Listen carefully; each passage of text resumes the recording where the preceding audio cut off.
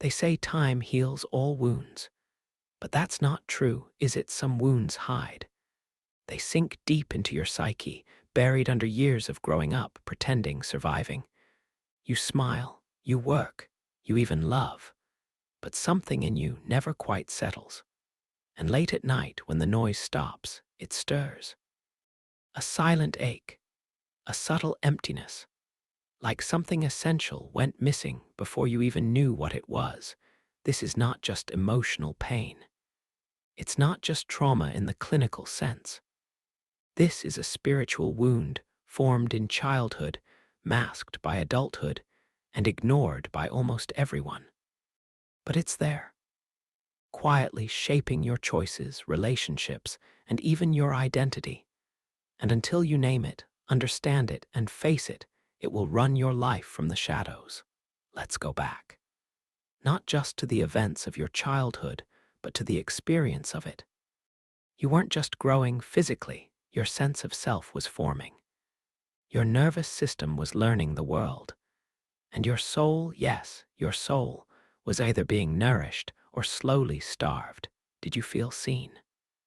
Truly, deeply seen, did you feel safe? Not just physically, but emotionally.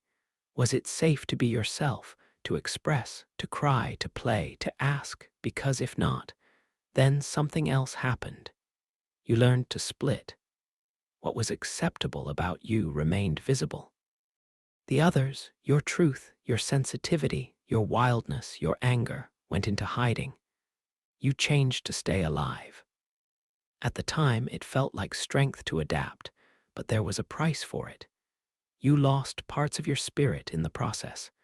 It's not always abuse or neglect that causes this. Sometimes it's the subtle, chronic denial of your emotional reality. Maybe your parents loved you, but didn't understand you. Maybe they were emotionally distant. Or perhaps they made their love conditional on your achievements or behavior. Over time, you learned, I must become someone else to be loved. I must betray myself to be accepted. That's the beginning of the spiritual wound. It's the moment your inner truth was exiled for the sake of survival. And from that day forward, a pattern began. You might have become hyper-independent, never asking for help. Or the opposite, constantly seeking validation, afraid of being left. You might have attracted emotionally unavailable partners or always felt like something was missing in your relationships. You might have become obsessed with success, chasing approval through achievements. But none of it filled the void, because the wound was never in your life circumstances. It was in your soul. The spiritual wound manifests not just as depression or anxiety, but as a deep, wordless disconnection from your essence. You might feel chronically empty. You might go through life achieving, creating, connecting, but it all feels distant. Like you're watching yourself live, rather than truly living. This wound also distorts your relationship with yourself. You become your own harshest critic. You sabotage good things. You mistrust your own desires. Why?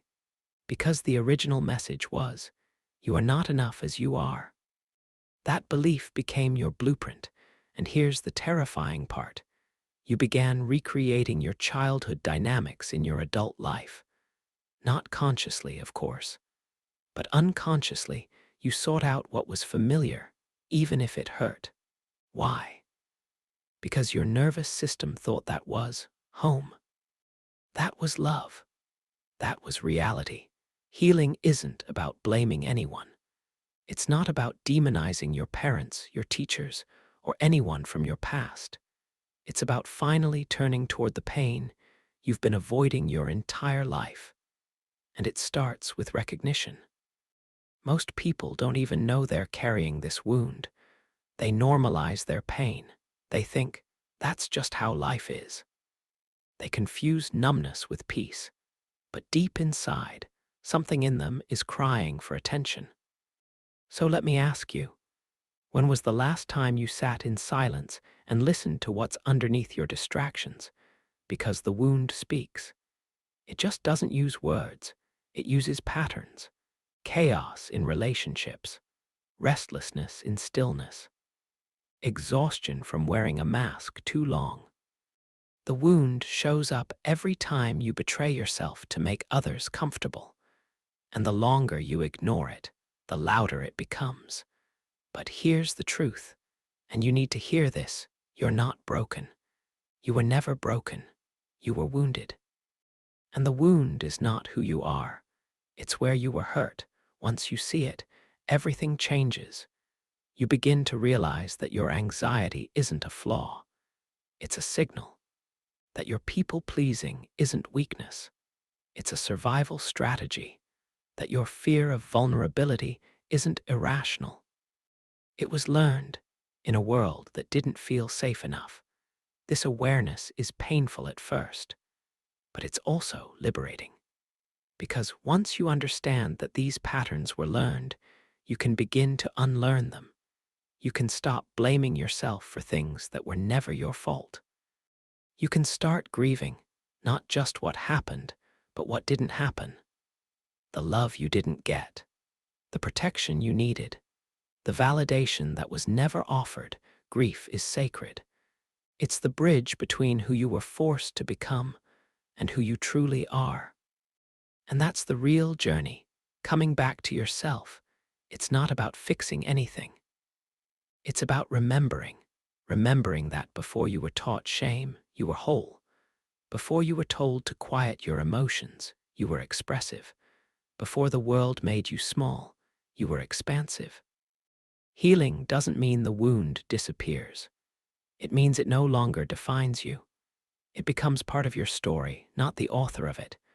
But don't be fooled. This isn't a quick fix. It's a process. And it requires honesty, patience, and a lot of self-compassion. You'll have to sit with discomfort. You'll have to face the parts of yourself you've tried to silence for years. You'll have to walk through the pain instead of around it. But every step is worth it. Because on the other side of that pain is your freedom, your authenticity, your peace, your power. And maybe for the first time, you'll feel like you're here, fully alive, fully present, fully yourself. Let's continue. Healing starts with awareness, but it deepens through connection. And the first connection you must restore is the one with your inner child. Because that's where the wound began, the child within you. The one who was silenced, ignored, shamed, or misunderstood is still waiting. Not for your parents, not for the world, but for you. And until you turn toward that part of you with compassion, it will keep pulling strings in your life from the shadows. So how do you reconnect? Start by listening. Find a quiet moment. Sit with your eyes closed. Breathe slowly. And gently ask, what part of me is still hurting? You might feel resistance. That's normal. But stay. You're not doing this to analyze or fix. You're doing it to witness, to validate. Tell that inner child, I see you. I hear you. I'm here now. And I won't abandon you again. It might sound strange. But this is how reparenting begins. You become the safe space you never had. You offer the love, protection, and acceptance that weren't available, not through fantasy, but through intentional presence. As you do this more often, you'll notice something powerful.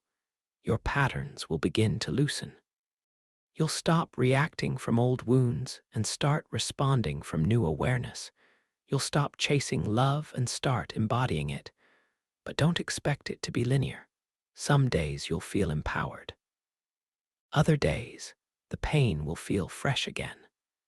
Healing doesn't go in straight lines, it spirals. And that's okay. What matters is your commitment to the process. Another crucial step, stop betraying yourself to keep others comfortable. Because that's how the wound stays alive. Every time you say yes when you mean no.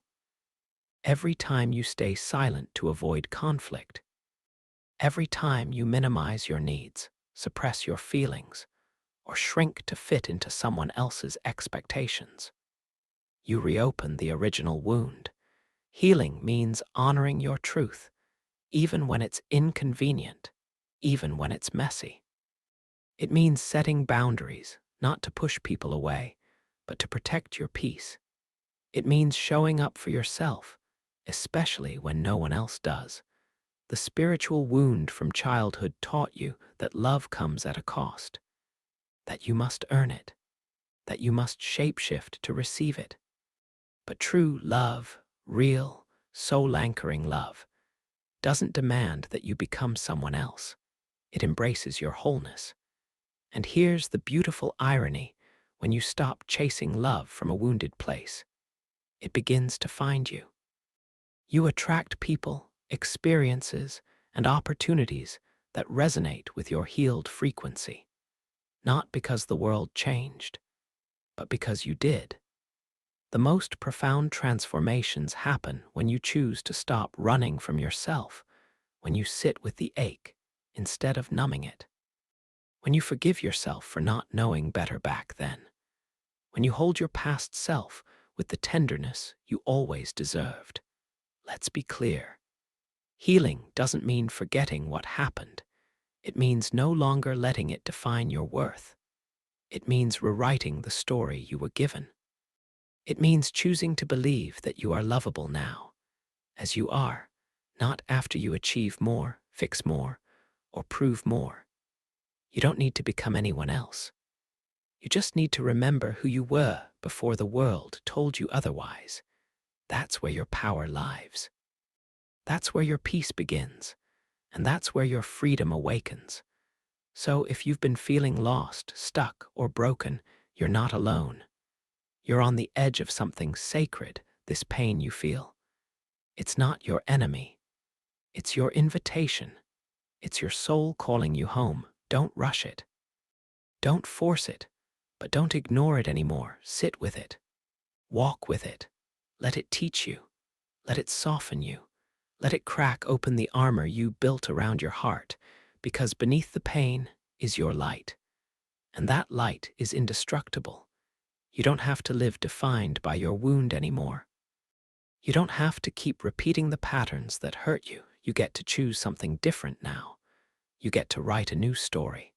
And in that story, you are not broken. You are breaking free. Have you felt this hidden wound in your own life? What helped you begin to heal? Share your experience in the comments. Someone reading may need exactly your words. And if this resonated with you, take a moment to like this video and subscribe to the channel. There are more insights coming that might change the way you see yourself and your past forever. You deserve healing. You deserve peace. And above all, you deserve to come home to yourself. Let's walk that path together.